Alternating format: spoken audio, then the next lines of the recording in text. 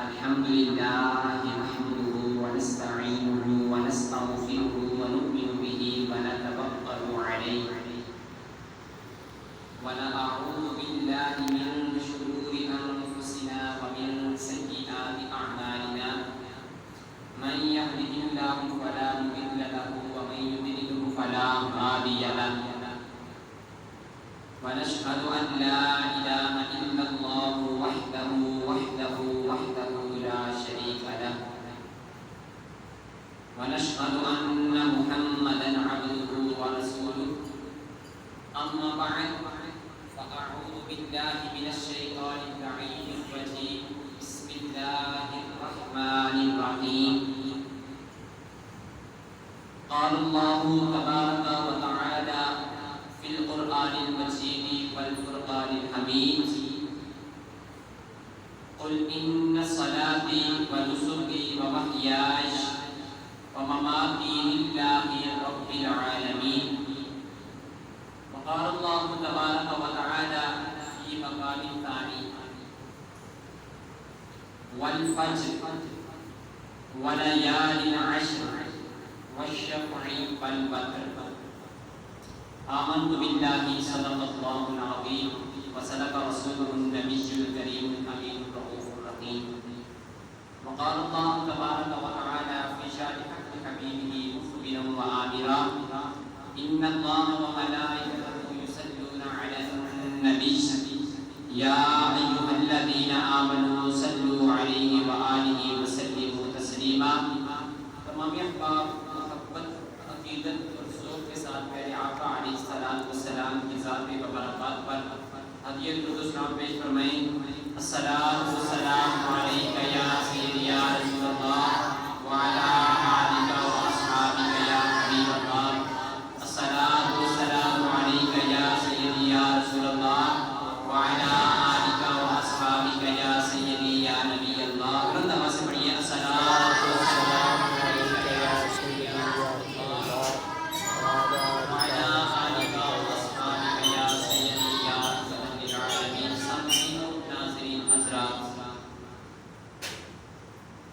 کریم آقا علیہ السلام کا مبارک زمانہ تھا۔ کریم آقا علیہ السلام اور مولا کائنات شیر خدا حضرت سیدنا علی مرتضیٰ رضی اللہ تعالی عنہ کرم اللہ وجہ الکریم آپ حضور صلی اللہ علیہ وآلہ وسلم کے ساتھ ایک سفر پر روانہ ہوتے ہیں۔ جنگل سے گزر رہے تھے تو مولا کائنات رضی اللہ تعالی عنہ پوچھتے ہیں کہ یا رسول اللہ صلی اللہ علیہ وآلہ وسلم کافی دیر سے کوئی بات سن رہا ہوں، کچھ کلام سن رہا ہوں، درود پاک پڑھیے الصلاۃ والسلام علیک یا سیدی یا رسول اللہ وعلی آلک و اصحابک یا حبیب اللہ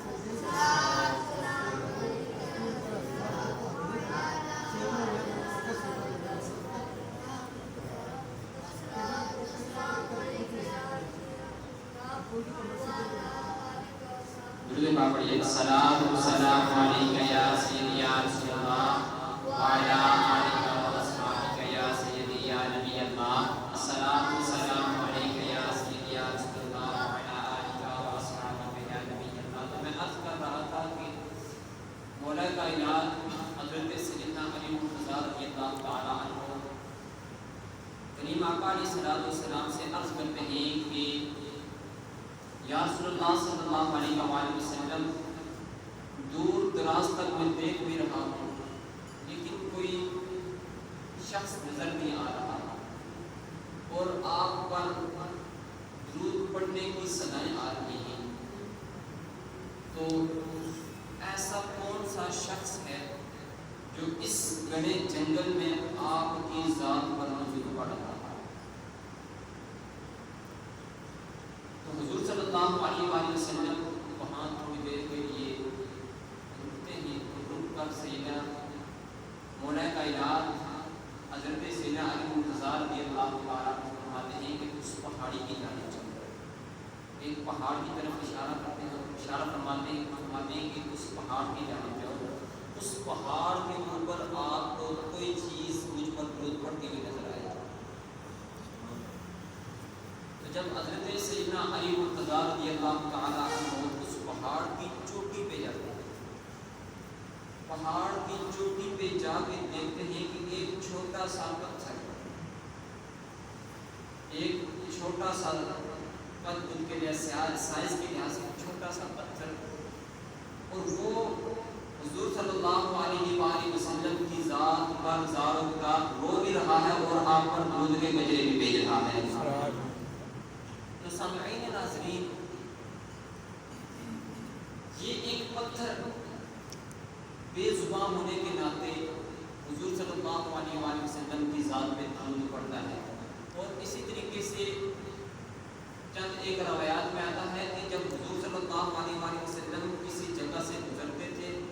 کسی جنگل سے گزرتے تھے، تو وہاں کے جو شجر و حجر تھے، ان درختوں کے جو پتے تھے وہ بھی حضور پر درود پڑا کرتے تھے۔ اور بات یہیں پہ ختم نہیں ہوتی، ابو جہل بھی ایک مرتبہ اپنی مٹھی کے اندر کنکر لے کر حضور کی بارگاہ میں حاضر ہوتا ہے اور آ کے حضور صلی اللہ علیہ وآلہ وسلم سے پوچھنے لگتا ہے کہ یا رسول اللہ صلی اللہ علیہ وآلہ وسلم، اگر آپ اللہ تعالیٰ کے سچے نبی ہیں، آپ مجھے یہ بتلا دیں کہ میری مٹھی کے اندر کیا ہے۔ وہ کیا پوچھتا ہے کہ میری مٹھی کے اندر کیا چیز ہے؟ تو حضور صلی اللہ علیہ وآلہ وسلم نے یہ نہیں فرمایا کہ آپ نے اپنی مٹھی کے اندر کنکر رکھے ہوئے، فرمایا کہ میں بتاؤں یا تیری مٹھی کے اندر جو چیز ہے وہ بتائے۔ کیا فرمایا کہ میں بتاؤں یا تیری مٹھی کے اندر جو چیز ہے وہ بتائے کہ ہے کیا ہوں۔ تو وہ تھوڑی دیر سوچنے کے بعد کہنے لگا کہ اگر آپ اتنے ہی زیادہ سچے نبی ہیں تو پھر انہی کو حکم کریں جو میری مٹھی کے اندر ہے، انہی کو حکم کریں، یہ بتلا دیں کہ ہے کون ہے۔ تو کریم آقا علیہ الصلوۃ والسلام نے اپنی آنکھوں کی سے اشارہ کیا، روایات میں آتا ہے کہ اپنی آنکھوں سے ان کی طرف دیکھا، اشارہ کہ اس مٹھی کی طرف دیکھا، تو اس مٹھی کے اندر جو کنکر تھے، جتنے بھی کنکر تھے وہ حضور صلی اللہ علیہ وسلم پر درود پڑھ رہے تھے اور کلمہ طیبہ اشہد ان لا الہ الا اللہ وحدہ لا شریک لہ واشہد ان محمدا عبدہ ورسولہ کی صدائے آ رہی تھی۔ یہ سنتے ہی ابو جہل نے زور سے پٹاخ کر ان کو زمین پہ مارا کہ میں نے اپنے ہاتھ میں وہ چیز رکھی ہے جو حضور کو درود پڑھ رہی ہے۔ تو یہ بات بتانے اور سمجھانے کا مقصد یہ ہے کہ جب ایک درخت اور شجر و حجر اور اس کے بعد جو پتھر ہیں یہ بھی حضور صلی اللہ علیہ وسلم کی ذات پر بے زبان ہونے کے ناطے بھی درود پڑھتے ہیں، تو اللہ تعالیٰ نے ہمیں تو اشرف المخلوقات میں سے پیدا فرمایا ہے، اشرف المخلوق پیدا فرمایا ہے، اور ہم کو اللہ تعالیٰ نے زبان جیسی اور آواز جیسی عظیم نعمت عطا فرمائی ہے، پھر ہم اس آواز اور اس زبان کے ساتھ پیارے آقا علیہ الصلوۃ والسلام پہ درود کیوں نہیں پڑھتے؟ تو جھوم کے پڑھیا صلاۃ و سلام علیک یا سیدی یا رسول اللہ وعلی آلک یا حبیب اللہ، الصلاۃ و سلام علیک یا سیدی یا رسول اللہ وعلی آلک و اصحابک یا نبی اللہ۔ مل کے پڑھ لیجیے الصلاۃ و سلام علیک یا سیدی یا رسول اللہ۔ یہاں ایک اور روایت آپ کے سامنے عرض کرتا چلوں کہ کریم آقا علیہ الصلوۃ والسلام نے ارشاد فرمایا کہ جو شخص مجھ محمد پر جمعہ کے دن کثرت کے ساتھ درود پاک پڑھتا ہے وہ درود مجھ تک پہنچایا جاتا ہے۔ تو پھر ہم اس چیز میں کنجوسی کیوں کر رہے ہیں؟ تو ہمیں بھی ذوق کے ساتھ پڑھنا چاہیے صلاۃ و سلام علیک یا سیدی یا رسول اللہ وعلی آلک و اصحابک یا نبی اللہ۔ سامعین ناظرین حضرات، آپ کے سامنے قرآن مجید اور فرقان حمید سے دو مقامات سے دو آیات مقدسہ پڑھنے کا شرف عظیم حاصل کیا۔ مختصر سی وضاحت کروں گا، اللہ تعالیٰ کی بارگاہ میں دعا ہے کہ اللہ تعالیٰ مجھے حق سچ بیان کرنے کی توفیق عطا فرمائے اور ہم سب کو ان باتوں پر عمل کرنے کی توفیق و ہمت عطا فرمائے۔ تو سامعین، پہلی آیت مقدسہ جو میں نے پڑھی ہے، اللہ تعالیٰ فرماتا ہے کہ قل ان صلاتی و نسکی و محیای و مماتی للہ رب العالمین۔ کہ اے محبوب آپ فرما دیجئے کہ ان صلاتی، کہ بے شک میری نماز، ونسکی اور میری قربانی، ومحیائی اور میرا زندہ رہنا، ومماتی اور میرا اس دنیا سے چلے جانا، رب العالمین، اللہ تعالیٰ کے لیے۔ یہ بات واضح طور پہ سمجھ آ رہی ہے کہ ہر شخص کا یہاں دنیا کے اندر رہتے ہوئے جو بھی نیک اعمال کرے، جو بھی عبادات کرے، چاہے وہ قربانی کی شکل میں ہو، چاہے صدقات و خیرات کی شکل میں ہو، اس بندے کا ایک ہی مقصد، ایک ہی منشور ہونا چاہیے کہ وہ صرف اور صرف اللہ تعالیٰ کی ذات کے لیے ہے۔ حضور پیر کرم شاہ الازہری، حضور ضیاء الامت رحمۃ اللہ تعالی علیہ، آپ اکثر اوقات یہ فرمایا کرتے تھے کہ قل ان صلاتی و نسکی و محیای و مماتی للہ رب العالمین، کہ میں جو نمازیں پڑھتا ہوں اور میں جو قربانیاں دیتا ہوں اور اس کے بعد جو میرا اس دنیا میں جینا ہے اور جو میرا مرنا ہے وہ اللہ تعالیٰ کی ذات کے لیے ہے۔ تو پھر اسی لیے ہم کو بھی اپنی اس زندگی کا ایک مقصد، ایک منشور بنانا ہے کہ ہم نے جو بھی عبادت کرنی ہے وہ اللہ تعالیٰ کی ذات کے لیے کرنی ہے، کسی کو دکھلاوے کے لیے نہیں کرنی ہے۔ تو سامعین، یہاں جو لفظ ہے ونسکی، یہ میری قربانی، تو جیسا کہ آپ سبھی لوگ اس بات سے واقف ہیں کہ آج یکم ذی الحجہ ہے، تو ذی الحجہ کا جو مہینہ ہے یہ بہت ہی برکتوں اور رحمتوں والا مہینہ ہے۔ اس مہینے کی جو ابتدائی دن ہیں ان کے بارے میں اللہ تعالیٰ نے فرمایا کہ والفجر ولیال عشر والشفع والوتر، اللہ تعالیٰ نے فرمایا کہ والفجر، قسم ہے مجھے فجر کی، قسم ہے مجھے صبح کی، ولیال عشر، اور 10 راتوں کی قسم، والشفع والوتر، اور وہ جو 10 راتیں ان میں کچھ طاق ہیں اور کچھ جفت ہیں، طاق اور جفت کی مجھے قسم ہے۔ اب مفسرین اکرام نے ان آیات پہ بڑی لمبی چوڑی بحث کی ہے، مختصر سا آپ کے سامنے کچھ خلاصہ رکھنا چاہتا ہوں کہ مفسرین اکرام لکھتے ہیں کہ ولیال عشر،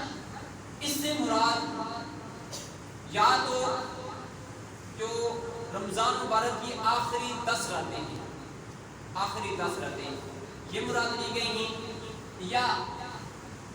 جو محرم الحرام کی ابتدائی 10 راتیں یا وہ مراد لی گئی ہیں، یا ذی الحجہ کی جو ابتدائی 10 راتیں یہ مراد لی گئی ہیں۔ اور ولیال عشر، اور یہاں پہ جو جفت اور طاق، یعنی 1 اور 2 یہ جفت اور طاق ہیں،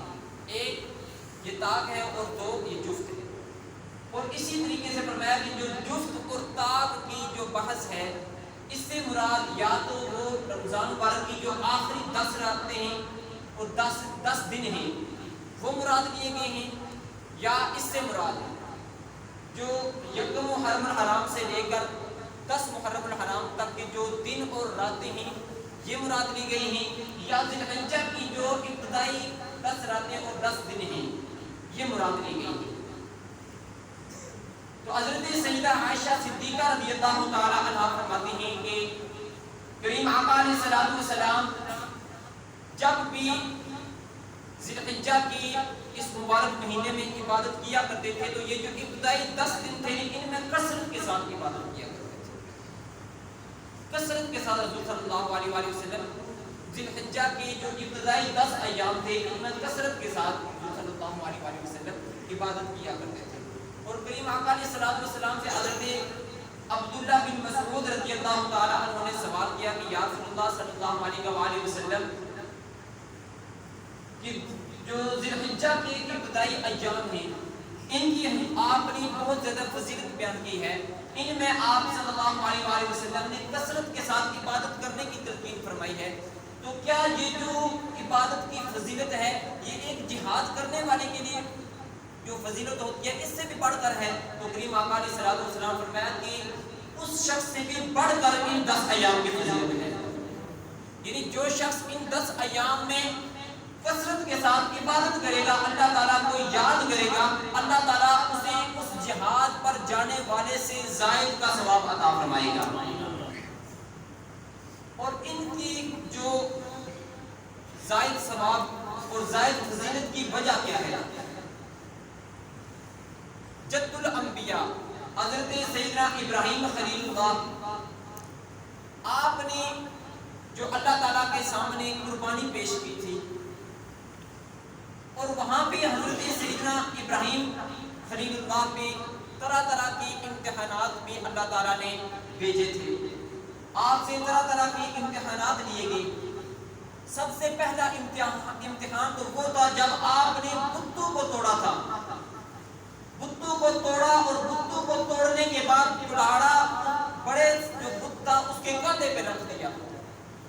اس کندھے پہ رکھنے کے بعد جب وہ محلے والے، اس بستی والے لوگ جب اپنے بت کدے میں جاتے ہیں تو کیا دیکھتے ہیں کہ سارے بت جو ہے وہ بکھرے پڑے ہیں، ٹوٹے ہوئے ہیں۔ تو پھر کسی شخص نے کہا کہ یہ سارے کا سارا کام ابراہیم کا ہو سکتا ہے۔ تو جب حضرت ابراہیم علیہ السلام کو پکڑ کر نمرود کے پاس لے جایا جاتا ہے تو نمرود اس وقت یہ اعلان کرتا ہے کہ حضرت ابراہیم علیہ السلام کو آگ میں پھینکا جائے گا، آگ میں حضرت ابراہیم علیہ السلام کو پھینکا جائے گا۔ تو جب آگ میں پھینکنے کی باری آتی ہے تو اس وقت حضرت سیدنا ابراہیم علیہ السلام کو جب منجنیق کے ذریعے پھینکا گیا، 40 دن تک اس آگ کو جلایا گیا، اور 40 دن کے بعد پھر حضرت ابراہیم علیہ السلام کو جب اس آگ کے اندر پھینکا گیا تو کسی شخص کے اندر اتنی طاقت نہیں تھی کہ اس کی جو تپش تھی اس کے قریب جا سکے، اس لیے ان لوگوں نے اس وقت حضرت ابراہیم علیہ السلام کو پھینکنے کے لیے منجنیق کا استعمال کیا، اور منجنیق کے ذریعے حضرت ابراہیم علیہ السلام کو اس آگ میں پھینکا گیا۔ جب حضرت ابراہیم علیہ السلام آگ میں پھینکے جا رہے تھے، ادھر حضرت جبرائیل علیہ السلام اس وقت سدرۃ المنتہا پہ تھے۔ اللہ تعالیٰ نے فرمایا کہ اے جبرائیل جاؤ اور جا کر ابراہیم کو آگ میں گرنے سے پہلے بچا لو، اور جا کے آگ کو میرا یہ سلام کہو اور یہ کہو کہ قلنا یا نار کونی بردم و سلام علی ابراہیم، کہ ابراہیم علیہ السلام پہ تو ٹھنڈی ہو جائے، یا نار کونی بردم و سلام علی ابراہیم۔ یہ پہلا امتحان تھا۔ اس کے بعد دیگر آپ کو جلا وطن کیا گیا، اور اس کے بعد اور بھی طرح طرح کے امتحانات آپ پہ آئے، لیکن سب سے کڑا امتحان جو تھا وہ یہ تھا کہ اللہ تعالیٰ نے آپ کو بڑھاپے کی عمر میں اولاد عطا فرمائی۔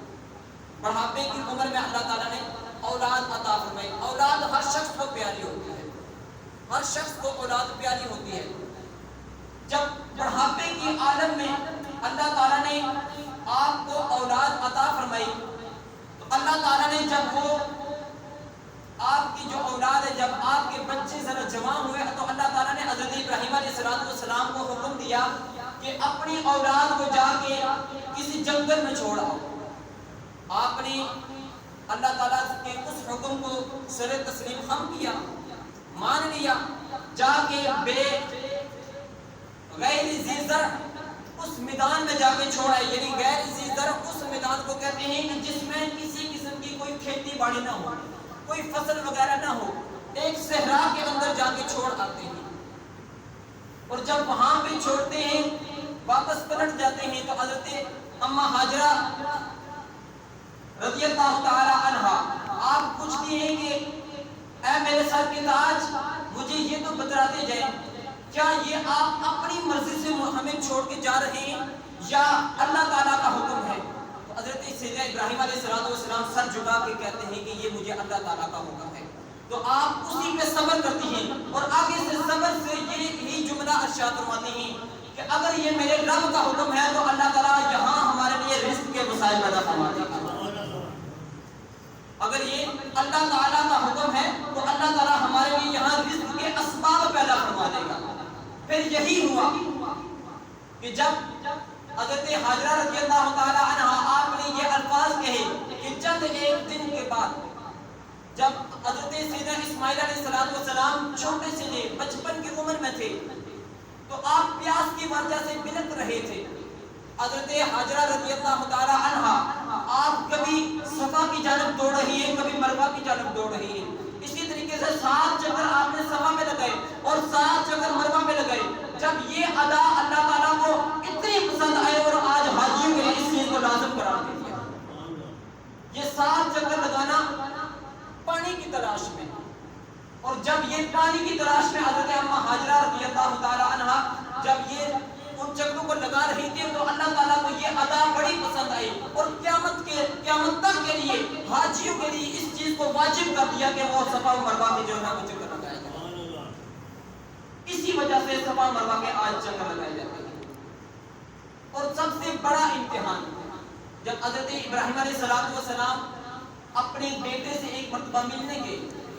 تو اللہ تعالیٰ نے خواب کی حالت میں یہ حکم ارشاد فرمایا کہ اے ابراہیم اپنی سب سے پیاری چیز میری راہ میں قربان کرو. ایک رات خواب آیا تو آپ نے 1000 اونٹ قربان کر دیے. پھر دوسری رات یہی خواب آیا, پھر آپ نے 1000 اونٹ قربان کر دیے. پھر جب تیسری رات یہی خواب آیا کہ اپنی سب سے پیاری اور سب سے اچھی چیز جو ہے وہ اپنی میری راہ میں قربان کرو. حضرت سیدنا ابراہیم علیہ السلام سوچتے ہیں کہ اللہ تعالیٰ نے مجھے بڑھاپے کے عالم میں اولاد عطا فرمائی ہے, یہی میری آنکھوں کا تارا ہے,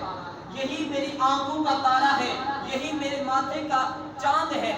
یہی میری سب سے پیاری چیز ہے, اسی کو میں اللہ تعالیٰ کے بارگاہ میں قربان کر دیتا ہوں. اپنی والدہ سے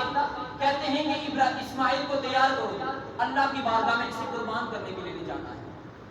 تو والدہ بھی اللہ تعالیٰ کے حکم کو سر تسلیم خم کرتی ہیں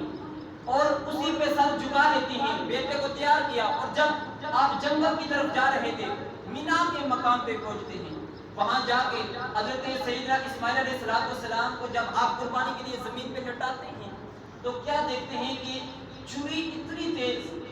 میں مختصر کر رہا ہوں, اتنی تیز چھری کے پتھر پہ مارتے ہیں, پتھر دو حصوں میں بٹ جاتا ہے,